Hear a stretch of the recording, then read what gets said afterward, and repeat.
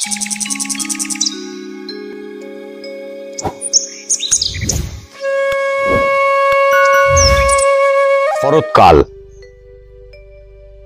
বৃষ্টি প্রায় শেষ পর্যায়ে,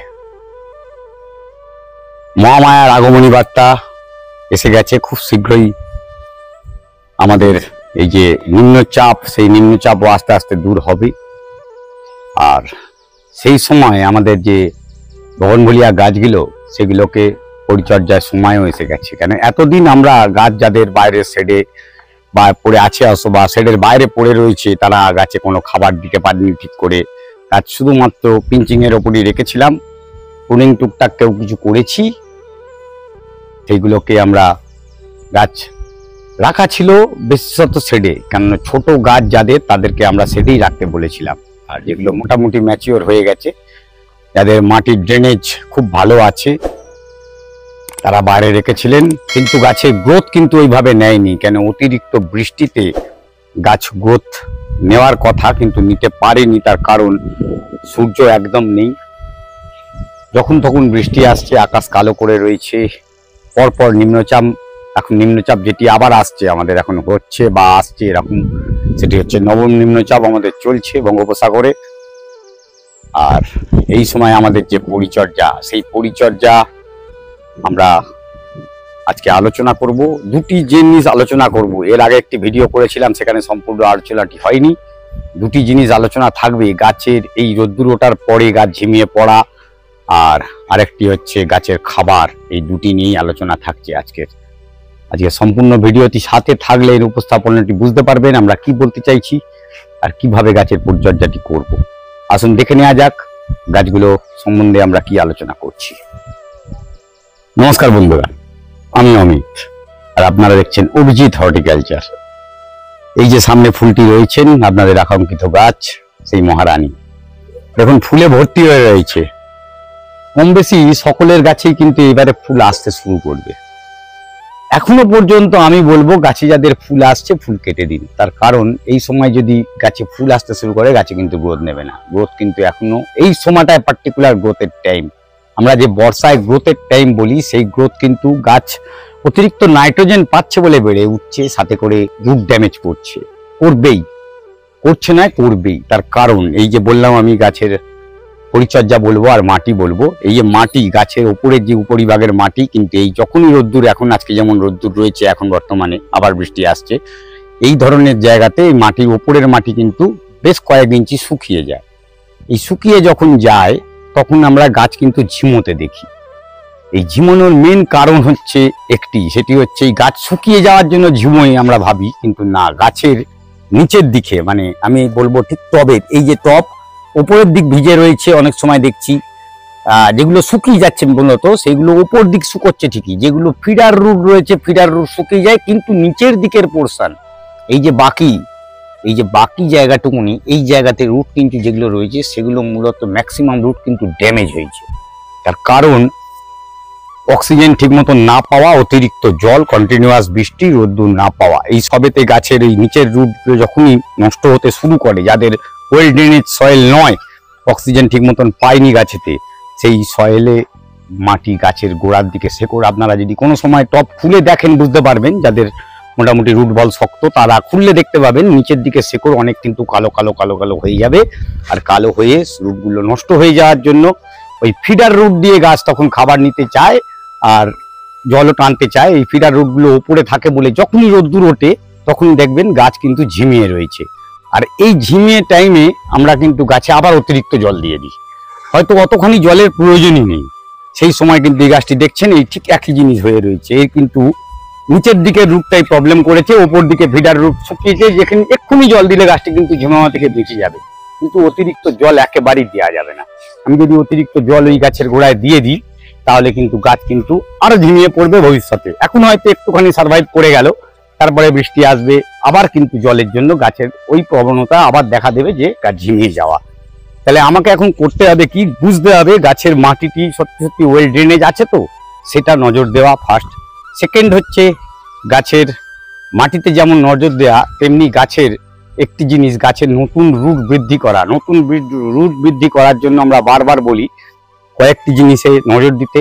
মাটিতে কোনো রকম ফাঙ্গিসাইড গুলে জলে দিয়ে গোড়ায় দেবেন না, সেখানে কিন্তু উল্টে ফাঙ্গিসাইডের জায়গা ফাঙ্গাস মাটিতে দিন, যেমন টাইকোডার্মা বা যেগুলো ওরকম ধরনের রয়েছে ভ্যাম, এই ধরনের দিন এটার রুট কিন্তু বৃদ্ধি করতে সাহায্য করবে আপনাদের। এই সময় গাছের মাটিতে উপরের মাটি হালকা খুঁচিয়ে সেইখানে আপনারা কিন্তু ইউজ করতে পারেন ভ্যাম। যেমন আমাদের যে সারটি আমরা যেটি ইউজ করি দেখিয়েছি আগেতেও ভিডিওতে, ওই সার কিন্তু আমরা করেছিলাম পার্টিকুলার এই গাছগুলোকে যাতে আরো সুন্দর করে তোলা যায়। ডিকম্পোস্টেড একটি সার, যার মধ্যে আমরা ভ্যাম ইউজ করেছি, যার মধ্যে আমরা কিন্তু টাইকোডার্মা ইউজ করেই এই গাছে ইউজ করার জন্য করেছি, যাতে করে ডিকম্পোস্টেড কিছু খাবার গাছ সঙ্গে সঙ্গে ইনটেক করতে পারে।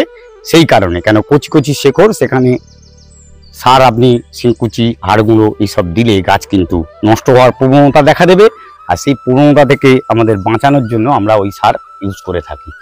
এছাড়াও গাছের আরেকটি ব্যাপার, সেটি হচ্ছে এই যে গাছ, এই যে গাছটি এত সুন্দর হয়ে আছে, এত সুন্দর তার ফলিয়েজ, সবচেয়ে ভেজিটেটিভ গ্রোথটি দেখুন গাছটির।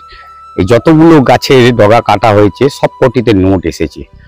আমরা মূলত আগের দিনও বলেছিলাম গাছের এই দেখে কাটতে হবে, হার্ডনেসের ওপরে কিন্তু গাছের নোট আসবে। আপনি কিন্তু কচি ডাল কেটে ফেলে দিলে তার কিন্তু নোট আসার চান্সেস কমে যাবে।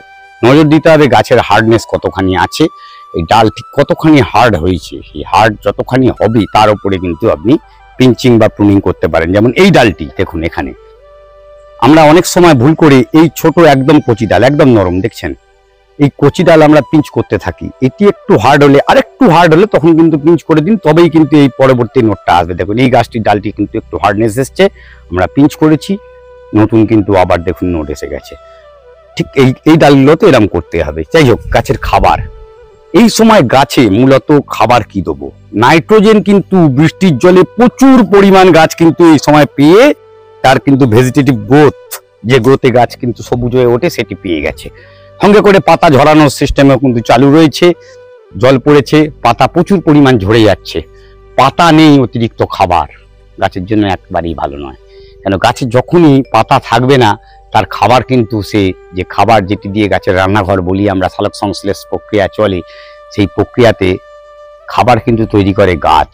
রুট কিন্তু শুধুমাত্র খাবারটিকে, মানে জলের সঙ্গে যে খনিজ লবণগুলো থাকে সেইগুলো গাছ কিন্তু তার কাণ্ডের মাধ্যমে পাতায় গিয়ে পৌঁছে দিলে তবেই সে খাবারটি তৈরি করে গাছের সর্বাঙ্গ জায়গায় পৌঁছে দিতে পারে। আর সেই পৌঁছানোর জন্য যেমন দরকার পড়ে সূর্যালোক, তেমনি দরকার পড়ে কিছু হরমোনের, যেমন অক্সিন হরমোন একটি কাজ করে, আপনার টায়াকুন্টানাল আরেকটি জিনিস, সেটিও কাজ করে। এই অক্সিন হরমোনগুলো থাকে কিন্তু পাতায়, আমরা যে ক্লোরোফিল বলি, ক্লোরোফিলের মধ্যেই কিন্তু এই জিনিসগুলো বর্তমান। যদি পাতাই না থাকে গাছের ক্লোরোফিল কোথা থেকে আসবে? তার মানে গাছের পাতাতে পর্যাপ্ত খাবার তৈরি করতে গেলে গাছে পাতা থাকতে হবে। এখন নজর দিতে হবে আমাদের গাছে মেনলি পাতা তৈরি, গাছে পাতা যেন পূর্ণাঙ্গ রূপ নেবে সেরকম ধরনের গাছে যেন পাতা আসে। গাছের ডালপালা যেমন তৈরি হচ্ছে তার নোট দেখুন। যদি গাছ আপনি পিঞ্চিং প্রুনিং করবেন ভাবছেন কেটে ফেলবেন, তাহলে কিন্তু অতিরিক্ত খাবার দিয়ে দেবেন না। আর খাবারের মধ্যে মূলত মেন কিন্তু ফসফরাস জাতীয় খাবার। গাছের গোড়ায় এই সময় ফসফরাস কিন্তু দুটি কাজ খুব ভালো করে। একটি হচ্ছে যেমন রুট ডেভেলপমেন্টের কাজ করে, গাছের কাণ্ডের মধ্যে দিয়ে খাবার সরবরাহতেও কিন্তু খুব ভালো কাজ করে ফসফরাস। সেই ফসফরাস যত আপনারা ইউজ করবেন, সেটা সিঙ্গেল সুপার ফসফেট যেটি আছে সেটি সম্পূর্ণ জৈব নয়, সেটি কেমিক্যাল কিন্তু থেকে যায় কিছুটা।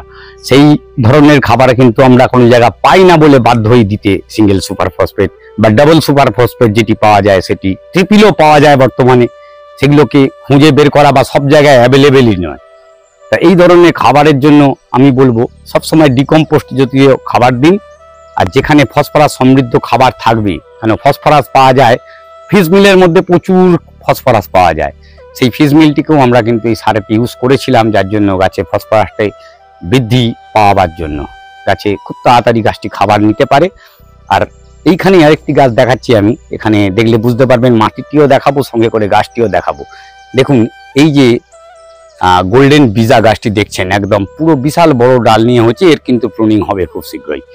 এর কিন্তু প্রুনিং পিঞ্চিং যা যা করা হবে, গাছের গাছটিকে গ্রোথ বাড়ানো হয়েছে, এইবারে এর অ্যাকচুয়াল রূপে নিয়ে আসা হবে। আর এই যে মাটি দেখুন এখন পুরো ড্রাই, বুঝতেই পাচ্ছেন কিন্তু এই মাটিটি দেখুন, এখানে দেখালে বুঝতে পারবেন। এই যে রুট, আমি যে ফিডার রুট বলছিলাম, দেখুন ফিডার রুট কিন্তু ম্যাক্সিমাম নষ্ট হয়ে গেছে অতিরিক্ত জলের জন্য। আর কিছুই না, এগুলো কিন্তু না, ফিডার রুট সবসময় সাদা সাদা উপরে হয়ে থাকে। গাছে খাবার দিলেই খাবার কিন্তু শোষণ করতে শুরু করে। আর এই যে আজকের দিনে গাছটি দেখুন ঝিমিয়ে পড়েনি, কিন্তু জল একদম শুকনো হয়ে গেছে। দুপুরের পর যদি রোদ্দুর থাকে গাছ কিন্তু ঝিমোতে বাধ্য। ওই সময় আমরা অতিরিক্ত জল দিয়ে যদি কানায় কানায় জল দিয়ে ভর্তি করে দিই, আর সেই মিডিয়া যদি মাটি হয়ে থাকে, যে ভেতরের যে রুট আছে, যে মেন যে আমাদের যেটাকে মূল শিকড় বলি, ওই শিকড় ছাড়া বাকি ওর থেকে যে শিকড়গুলো বেরিয়েছে তার মধ্যে পচন আসতে ধীরে ধীরে বাধ্য একদম। কেন, জল যত পরিমাণ ভেতরে থাকবে তত পরিমাণ গাছ নষ্ট হবে। আর তার থেকে বাঁচাবার জন্য আমরা বলি ভ্যাম ইউজ করার জন্য। গুড় জলে ভ্যাম দিলে অনেকটা কাজ করে। গুড় জলের সঙ্গে ভ্যামটি রেখে ওই যে ব্যাকটেরিয়াটি তৈরি হয়, ডিকম্পোস্টেড করার জন্য আমরা যে ওয়েস্ট ডিকম্পোজার ইউজ করি, তার জল গাছে কিন্তু খুব ভালো কাজ করতে পারে, সেটিও ইউজ করতে পারেন।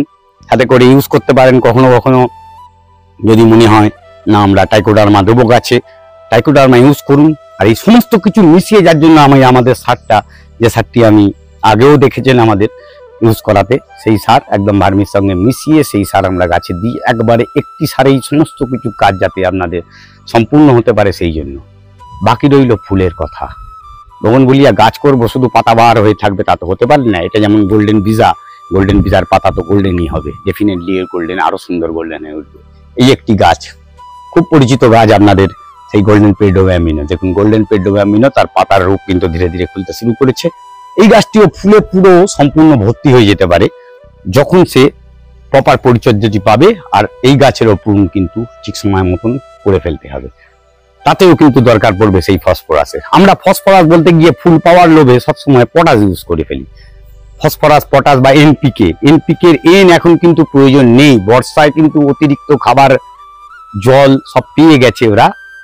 চেষ্টা করুন এই যে এন, যেটি নাইট্রোজেনকে কম করার। এখন যা বৃষ্টির জলে পাচ্ছে, আমাদের এয়ারে প্রচুর পরিমাণে নাইট্রোজেন আছে। আমরা জানি, আমরা কথা বলি, আমরা যে এই যে এয়ারে রয়েছি, যেখানে আমরা নিঃশ্বাস প্রশ্বাস নিচ্ছি, এর মধ্যেও কিন্তু নাইট্রোজেনের শতাংশই বেশি, অক্সিজেন কিন্তু কম। আর সেই নাইট্রোজেন গাছ কিন্তু সালোক সংশ্লেষ যখন করে অটোমেটিক্যালি কিন্তু নিতে থাকে। তার মানে নাইট্রোজেনের সব সময়ই গাছ কিন্তু পেতে থাকে। তার সঙ্গে জলের মধ্যে থেকেও কিছুটা শোষণ করে। বৃষ্টির জলে তো অতিরিক্ত নাইট্রোজেন, অতিরিক্ত অক্সিজেন সবকিছু রয়েছে। এই জন্য বৃষ্টির জল সবসময় অমৃত।